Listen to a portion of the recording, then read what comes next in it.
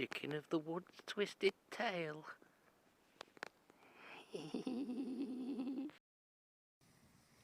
Good evening, and welcome to something completely different.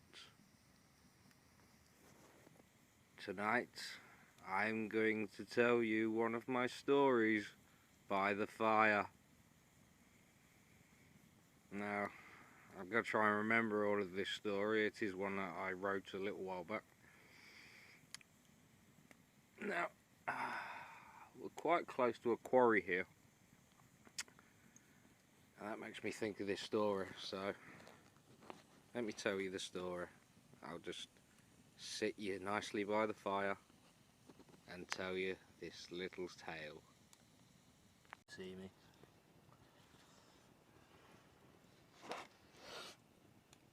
This story is called The Unlucky Drop. It wasn't hard getting to the quarry. That was the easy part. The drive there had been simple. Now came the hard part. Getting over the stone wall and over the barbed wire was fairly simple. But the barbed wire had caught on the black bags.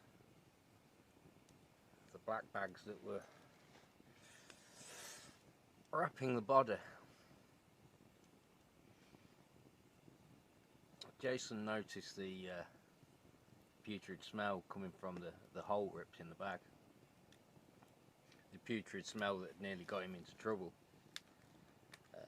Jason's neighbour, Mr. Clough, nosy old fart, had complained how the smell coming from Jason's garage was getting quite bad. To which Jason replied that it was obviously a dead cat lost somewhere in the clutter that was his garage. But Mr. Clough turned round to Jason and told him that if he didn't do something soon, that he was going to get environmental health, or even worse, could be the police. The last thing Jason needed was the police sniffing around. I mean, the body had been there for 10 days, 12 days. So this was the point he had to move it. He got to the quarry and it was dark by this time.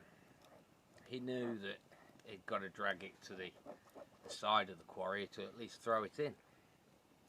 So he dragged it, and like I say, over the fence, which tore the first hole in the bag, letting out the putrid smell.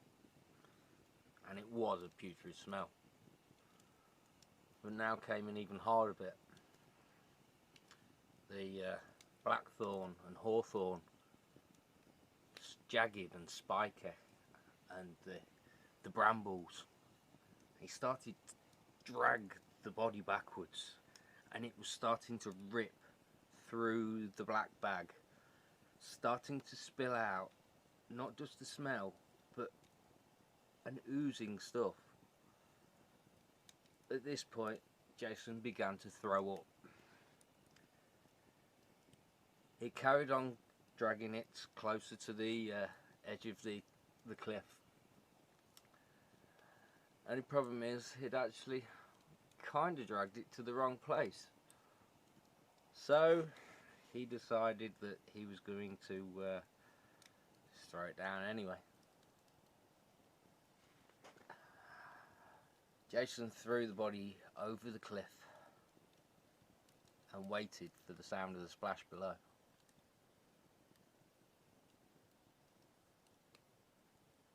There was no splash. Jason pulled out his torch and shone it down. The body was stuck between two trees. A small ledge below him had held the body. Jason had got to get down there now, and he had got to get that body. He began to climb down the cliff very carefully. Suddenly put his hand on brambles, or maybe it was nettles. Whatever it was sent a pain into his hand, and he lost his grip, Suddenly he slid down the face of the cliff towards the body. Like some kind of comedy scene, Jason's legs hit either side of the tree.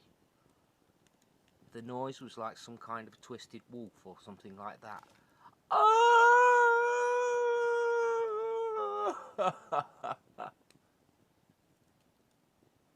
Was that laughter?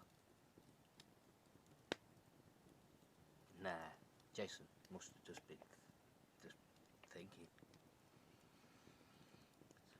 Jason was in pain by this time. Obviously the shock of this pain going up straight between his nether regions. But he'd still got to move that body. Jason started to pull at the body, but noticed it was snagged on something. And with his mighty force, he ripped it up. It's ripped straight through the stomach region of the body, spilling entrails out like some kind of twisted streamers. Jason threw up again.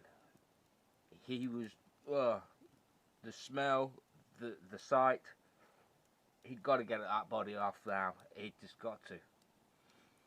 Jason tried to lift again when suddenly he slipped.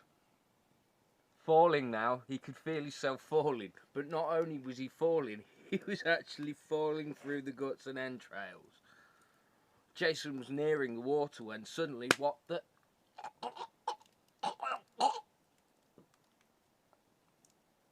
Entrails caught round his throat. Jason was hanging by the body's entrails.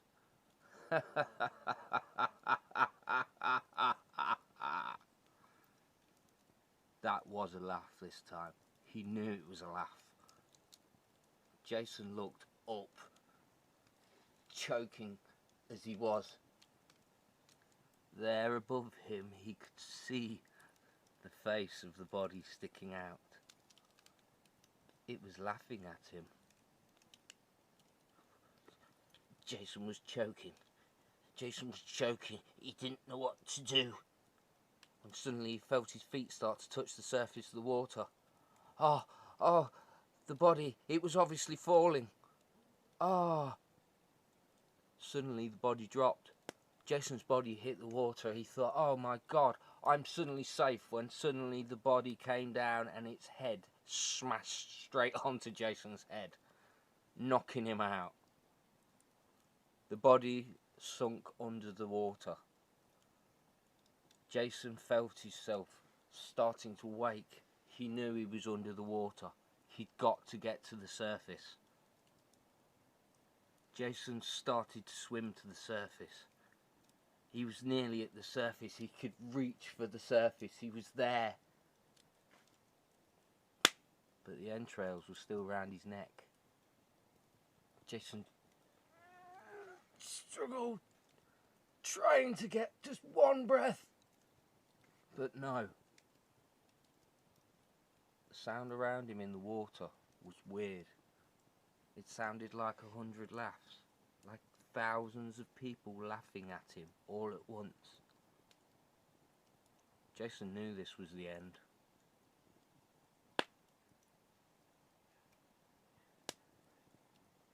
A news story for you now. Two boys have found a gruesome scene at a local quarry. The boys found the horrifying sight of blood and entrails that led to the quarry's edge. Police divers have searched the quarry and found the body. Also found the body of a man wanted in questioning. Jason Eldridge of Groby of Leicester has been wanted for questioning over the disappearance of over 30 bodies. So far, police divers have found 22 bodies in the quarry. The funny thing is, all of Jason's victims were strangled.